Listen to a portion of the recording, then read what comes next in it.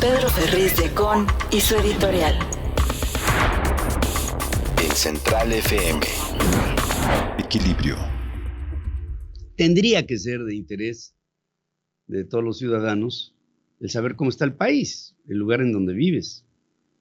He encontrado, cuando hablo del informe presidencial, no ahora, sino a lo largo de mi vida como periodista, a muchas personas que lo que me dicen es: ¿y a mí qué me importa el informe? Yo no quiero escuchar el informe, no es de mi interés. Y decir eso es tanto como decir que no te interesa México, porque un informe presidencial debe ser un reporte trascendente del líder político en el poder ejecutivo de nuestro país. Es como si tú trabajaras en una organización o en una empresa y no quisieras saber cuál es su estado de salud. ¿Cómo está la empresa en donde trabajas? Si está mal, bueno, preocuparnos entre todos porque esté bien y luchar por ello. Y si está bien, pues hacer todo para conservarla bien. Nada más que si oyes un reporte en el que hay la advertencia de que hay focos rojos y por lo mismo pues pudiera ser que las cosas variaran y fueran perjudiciales, pues lo que tendríamos que hacer es advertirlo y darnos cuenta. Eso es un informe. Y de ahí empieza esta costumbre republicana para informar. Los primeros informes y sus primeros escarceos se dieron ahí por el año de 1921. Era entonces presidente Álvaro Obregón. Estábamos viviendo la posrevolución. El país estaba lleno de heridas abiertas, sangrantes, de muchas cicatrices. Obviamente una depresión económica tremenda. Había hambre, había muchas limitaciones en la sociedad. Habíamos vivido una confrontación entre los mexicanos. Habíamos vivido una revolución. Y Álvaro Obregón, en sus sucesivos gobiernos, porque se reeligió varias veces, fue un hombre que empezó a intentar el darle, a través del informe presidencial, una cierta institucionalidad a la relación con los otros poderes, con el Poder Judicial, con el Poder Legislativo. Y en aquel entonces no se pensaba en el pueblo, se pensaba, era el informe, un informe de élite para los legos en el asunto, para aquellos que desde su óptica pudieran estar informados o no, interesados en el quehacer político de México. El informe fue evolucionando. Fíjense, en tiempos de Lázaro Cárdenas, los informes eran largos, y a veces el presidente se cansaba, se sentaba en una silla ahí pegada al podio y hacía que su secretario particular siguiera leyendo para que se agotaran todos los temas. Y así, sucesivamente, los informes fueron teniendo cada vez más trascendencia. El culto, digamos, al presidente se dio en tiempos de Adolfo López Mateos. Me acuerdo que ese día, el 1 de septiembre, en nuestro país no había clases, porque era un día dedicado al presidente y había que ver la transmisión que se daba desde la televisión y por la radio. Y era un día en el que toda la actividad se paraba, toda. No había actividad en México. Todo era el informe. Así sucesivamente, hasta que ahí en el quinto informe de gobierno del presidente Fox, el informe ya no fue posible que lo presentara el presidente de viva voz.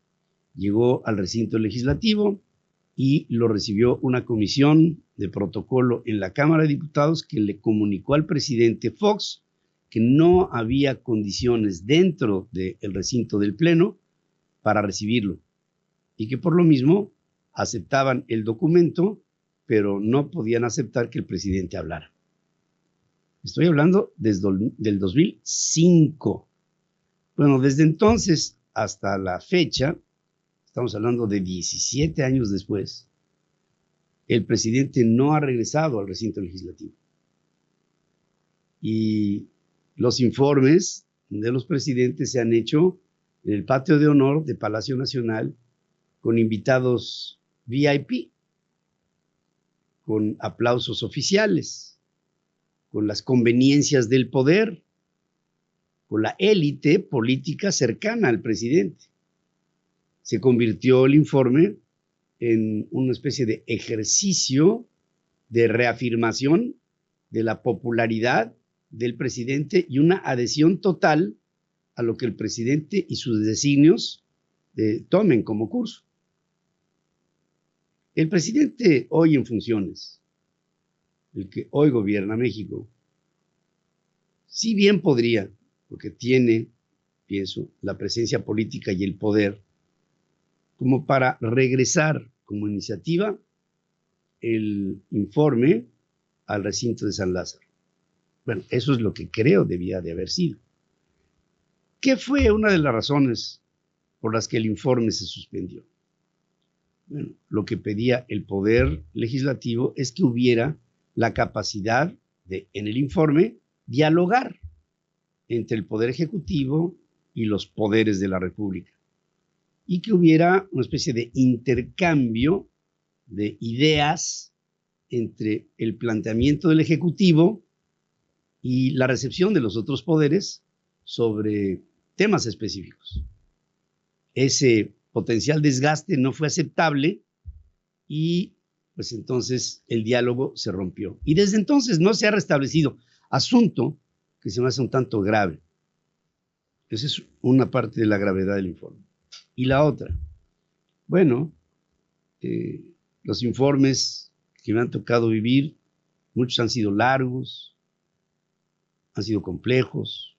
Vivimos la estatización de la banca con José López Portillo, como creo uno de los momentos climáticos de los informes en México, pero también creo que en el pasado nunca cuestionamos la veracidad de los reportes. Podrían haber sido sesgados en función de una conveniencia política, pero no mentiras.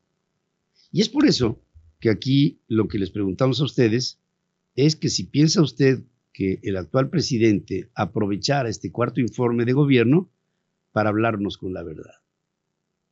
El 92% de nuestra audiencia piensa que en un informe como los que se presentan hoy, no se habla con la verdad.